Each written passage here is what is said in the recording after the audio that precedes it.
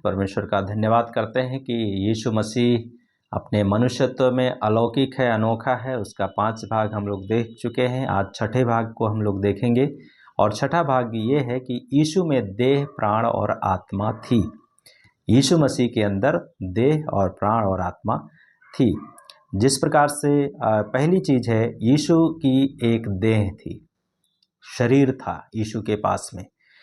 यूहन्ना का सुसमाचार 1 अध्याय और 14 पद को जब हम लोग पढ़ते हैं तो उसमें हम लोग पढ़ते हैं कि यीशु मसीह क्या हुआ, देहधारी हुआ और वचन देहधारी हुआ और मनुष्य का रूप धारण किया और वो मानवीय मनुष्य बना और उत्पन्न हुआ और हमारे बीच में डेरा किया और हमने उसकी ऐसी महिमा देखी जैसे पिता के एकलौते की महिमा।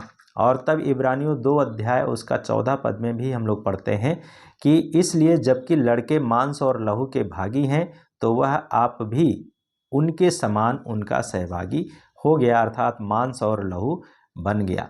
तो यीशु मसीह जो है शरीर को प्राप्त किया। जिस प्रकार से एक मनुष्य को शरीर मिलता है उसी प्रकार से यीशु मसीह के पास में भी एक शरीर था और वो शरीर एक दिन वो मारा जाता है और वो गाड़ा जाता है।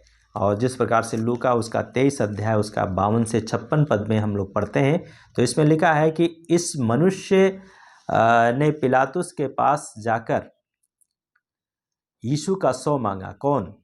यूसुफ नामक एक व्यक्ति था और वो सज्जन व्यक्ति था और वो जा करके अरमतिया का यूसुफ था वो, और उसने क्या किया, यीशु का 100 को मांगा और 100 को मांग करके उसने उसे उतार कर मलमल के कपड़े में लपेटा और एक कब्र में रखा जो चट्टान काटकर बनाई गई थी, जो उसकी खुद की कब्र थी और जिसमें कोई कभी नहीं रखा गया था।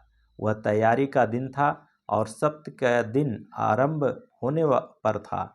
उन स्त्रियों ने जो गलील से उसके साथ आई थीं पीछे पीछे जाकर उस कब्र को देखा और ये भी देखा कि उसका 100 कैसे रखा गया है। तब उन्होंने लौटकर सुगंधित मसाले और इत्र तैयार किए। फिर सप्त के दिन आज्ञा के अनुसार उन्होंने विश्राम किया।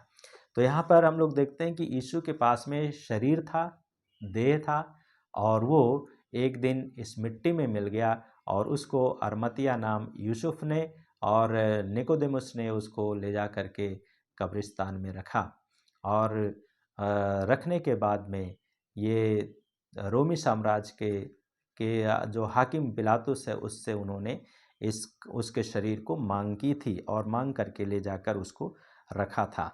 हमारा और आपका शरीर, हमारे और आपके पास में भी शरीर है और एक दिन मृत्यु को प्राप्त होगा। और दूसरी बात है, यीशु में प्राण था। मत्ती की किताब 26 अध्याय उसका 38 पद में यीशु में प्राण था। मेरा जी बहुत उदास है, यहाँ तक कि मेरे प्राण निकलना चाहते हैं। और मृत्यु होने पर यीशु की आत्मा स्वर्गलोक में गई। तो यीशु मसीह के में प्राण था और वो प्राण जो है जब वो निकलता है तो वो पिता के पास में जाता है। लूका का सुसमाचार 23 का 43 को जब हम लोग पढ़ते हैं तो यहाँ पे उस डाकू से प्रभु यीशु मसीह वादा करते हैं। क्या करते हैं? उसने उससे कहा, मैं तुझसे सच कहता हूँ आज ही तू मेरे साथ स्वर्गलोक में होगा। तो प्रभु यीशु मसीह स्वर्गलोक में गया। सब लोग स्वर्गलोक में नहीं जाते थे, लेकिन यीशु मसीह स्वर्ग से आया था और स्वर्ग में वापस गया। और इस डाकू को भी जो उसने पश्चाताप किया स्वर्ग में लेकर के प्रभु यीशु मसीह उसके लेकर के जाते हैं। तो यीशु मसीह के पास में प्राण था। तीसरी चीज़ है, यीशु में आत्मा थी जो कि मृत्यु के उपरांत पिता के पास लौट गई। लूका 23 अध्याय उसका 46 पद जब हम लोग पढ़ते हैं तो यहाँ पर प्रभु यीशु मसीह ने ऊंचे स्वर से पुकार कर कहा, हे पिता, मैं अपना आत्मा तेरे हाथों में सौंपता हूँ, और ये कहकर उसने प्राण त्याग दिए। तो प्रभु यीशु के पास में आत्मा भी था और वो आत्मा अपने पिता के हाथों में यीशु मसीह ने सौंप दिया। हमें और आपको भी अपनी आत्मा को अपने प्रभु के हाथों में सौंप देना है, ताकि हम अपने प्रभु के साथ में हमेशा तक रहें। तो यीशु के पास में देह था, यीशु मसीह के पास में प्राण था, यीशु मसीह के पास में आत्मा था। आपके पास में भी देह है, प्राण है और आत्मा है। मेरे पास में भी वही चीज़ है। तो इसलिए हम इस शरीर में रहते हुए, प्राण में रहते हुए, आत्मा में रहते हुए, हम अपने आप को अपने पिता के हाथों में सौंपें, ताकि हमारी आत्मा प्रभु में सुरक्षित पाई जाए। परमेश्वर इसके द्वारा हम सबको आशीष दे। इस बात को समझने में हमारी सहायता करे परमेश्वर। सो परमेश्वर इसके द्वारा आपको आशीष दे।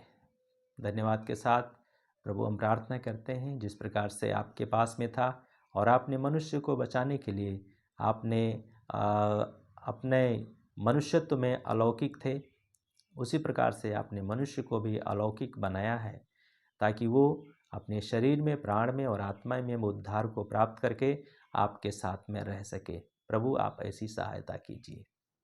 धन्यवाद के साथ प्रार्थना यीशु के नाम से मानते हैं, आमीन।